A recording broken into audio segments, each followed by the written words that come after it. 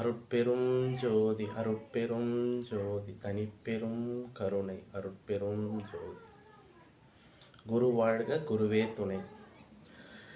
இன்னைக்கு வாஸ்துல நம்ம என்ன பார்க்க போறோம்னா, அடிப்படையான விஷயங்கள் பற்றி பார்க்க போறோம். வாஸ்து அப்படின்ற வார்த்தை பார்த்தீங்கன்னா ஒரு பொருளை குறிக்கக்கூடிய வார்த்தை. அது காலப்போக்கில் மருவி தான் வாஸ்து அப்படின்னு ஆயிடுச்சு. வசிக்கக்கூடிய ஒரு இடம், அதுதான் வாஸ்து.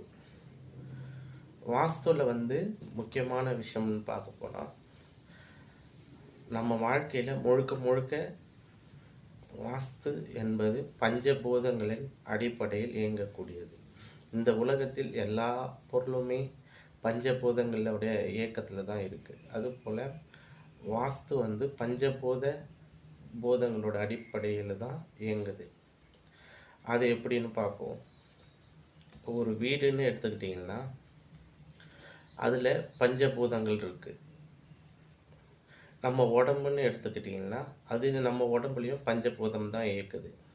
நிலம், நீர், நெருப்பு, காற்று, ஆகாயம். அதுபோல் நம்ம உடம்புல எப்படி இந்த பஞ்சபூதங்கள் வேலை செய்யுது. இந்த பஞ்சபூதங்கள் இல்லைன்னா நம்ம உடம்பு கிடையாது. இந்த பஞ்சபூதங்கள் இருக்கிறதுனால தான் நம்ம உடலில் உயிர் இருக்குது.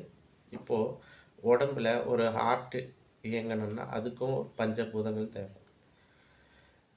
நிலம், நீர், நெருப்பு, காற்று, ஆகாயம். இப்போ நம்ம உடம்புல இருக்கக்கூடிய ரத்தம் எடுத்துக்கோங்களேன். ரத்தம் தண்ணி, லிக்விட் ஃபார்மில் தானே இருக்குது. ரத்தம் அதில் தண்ணி இருக்குது. ரத்தத்தில் சூடு முக்கியமானது. அதில் சூடுன்னும் போது அக்னி வந்துடுதுங்களா. அதுக்கப்புறம் இப்போது நம்ம உடம்புல எல்லா பார்ட்ஸுக்கும் இந்த ரத்தம் போனோம்னா பம்ப் பண்ணுறதுக்கு இதயம் பம்ப் ஆகிக்கினே இருக்கும். அந்த பம்ப் பண்ணுறதுக்கு முக்கியமானது பார்த்திங்கன்னா காற்று. அந்த இதயத்தோட சுவர் பகுதி பார்த்திங்கன்னா மண்ணுனால் ஆனது. சதைப்பகுதி மண். உயிர் ஆகாயம். இது போல் பஞ்சபூதம் சேர்ந்து தான் நம்ம உடம்பை உயிரோடு வச்சுருக்கு. இது பம்ப் பண்ணும்போது அந்த ரத்தம் நம்ம உடம்புல இருக்கக்கூடிய எல்லா பகுதிகளுக்கும் போய் நம்ம உடம்பை உயிர் கூட வச்சுருக்கு. இதுக்கு தான் பஞ்சபூதம் இப்படி தான் நம்ம உடம்புல செயல்படுது. அது போலவே ஒரு வீடுன்னு எடுத்துக்கிட்டிங்கன்னா அதுவும் பஞ்சபூதங்களாக பிரிச்சிருக்காங்க நம்ம முன்னோர்கள். அது எப்படின்னா நிலம், நீர், நெருப்பு, காற்று, ஆகாயம். இப்போது வடகிழக்கு ஈசானியம் பகுதி தலைப்பகுதி, அது நீர் தன்மை உள்ள பகுதி. தென்கிழக்கு அக்னி, அது நெருப்பு சம்மந்தப்பட்ட நெருப்புடைய தொடர்புடையது. தென்மேற்கு அப்படின்னு பார்த்திங்கன்னா நைரதி, அது மண் பூதம் அடிப்படையில் இயங்குறது.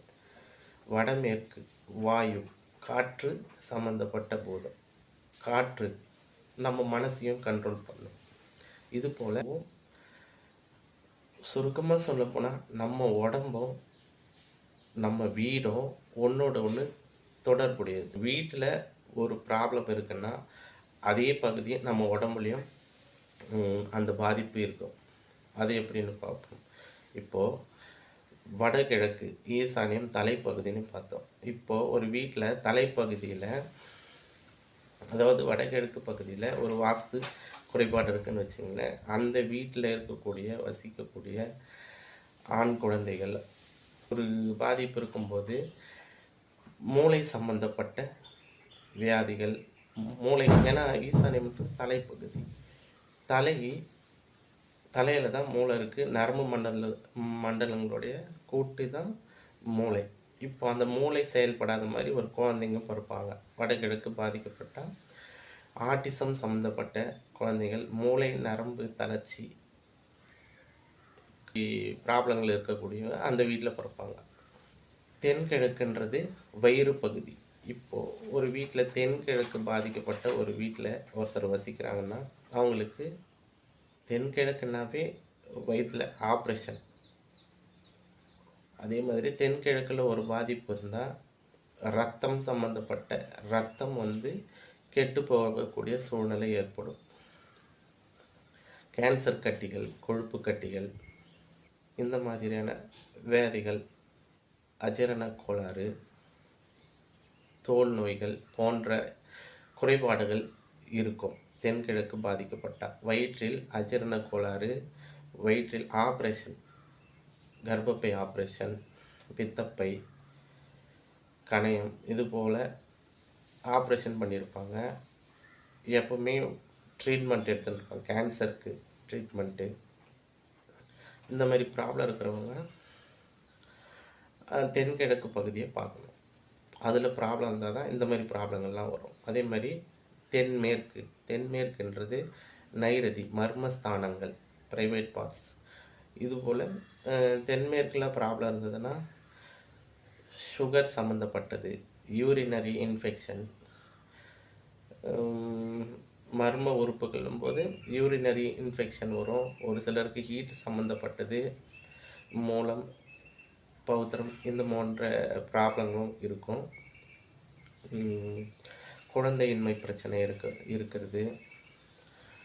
அது போலவே ஹஸ்பண்ட் ஒய்ஃபுக்குள்ள பிரச்சனை இருந்தால் நைரதி பகுதியும் பார்க்கணும். ஹஸ்பண்ட் ஒய்ஃபு டைவர்ஸ் ஆகிறது, ஹஸ்பண்ட் ஒய்ஃபுக்குள்ள பிரச்சனை இருக்கிறது, இதெல்லாம் தென்மேற்கு பகுதியை பார்க்கணும். அதே மாதிரி வடமேற்கு பகுதி எடுத்துக்கிட்டோம்னா வாயு மூலை, காற்று சம்மந்தப்பட்டது. அது கால், காற்று என்றால் கால். வாயு வேகம், மனோவேகம்னு சொல்லுவாங்க. நம்ம மனதை கட்டுப்படுத்துறது வாயு மூலை. வாயு மூலையில் ஒரு ப்ராப்ளம் இருக்கும்போது கால் பகுதி, அது கால் பகுதி எடுப்போம். இப்போ வடகிழக்குலேயும் ப்ராப்ளம் வடமேற்குலேயும் ப்ராப்ளம் தான். அந்த வீட்டில் பைக்கு, சாலை விபத்துகள் நடக்கும். கால் கைகளில் எலும்பு முறிவு ஏற்படும். எலும்பு முறிவு ஏற்பட்டாலே வாயு மூலையில் ப்ராப்ளம் இருந்தால் தான் எலும்பு முறிவு ஏற்படும். அதுபோலவே ஒரு சில வீட்டில் கடன் பிரச்சனை அதிகமாகிடும். பேராசை கொடுக்கும். பணத்தை வட்டிக்கு கொடுப்பாங்க. வெளியே வட்டிக்கு கொடுத்தா அந்த பணம் திரும்ப வராது.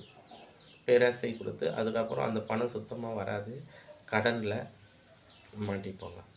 இது வாயு மூலையில் இருக்கக்கூடிய ப்ராப்ளம். வாயு மூலை. அதே மாதிரி அந்த வீட்டில் இருக்கக்கூடிய பெண்களுக்கு மனதளவில் டிப்ரெஷன், கால் நரம்புகள் பிரச்சனை, வெரிகோஸு, யானைக்கால் நோய், இந்த மாதிரி ப்ராப்ளங்கள்லாம் பார்த்திங்கன்னா வடமேற்கு பகுதியில் வரக்கூடியது. இதுதான் வாஸ்துவுக்கும் நம்ம உடம்புக்கும் அவ்வளவு நெருங்கின தொடர்பு உண்டு. இதை புரிஞ்சிக்கணும். நம்ம உடம்பு வேற, நம்ம வீடு வேற இல்லை, ரெண்டுமே ஒன்று தான். அதில் ஒரு பிரதிபலிப்பு ஏற்படும் போது நம்ம உடம்புலையும் அதே பிரதிபலிப்பு காட்டும். அதனால் நம்ம ஒரு வீடு கட்டும்போது அந்த வீடோட அமைப்பு எப்படி இருக்கோ அதுபடி தான் நம்ம வாழ்க்கையில் நம்மளுடைய லைஃப் இருக்கும்.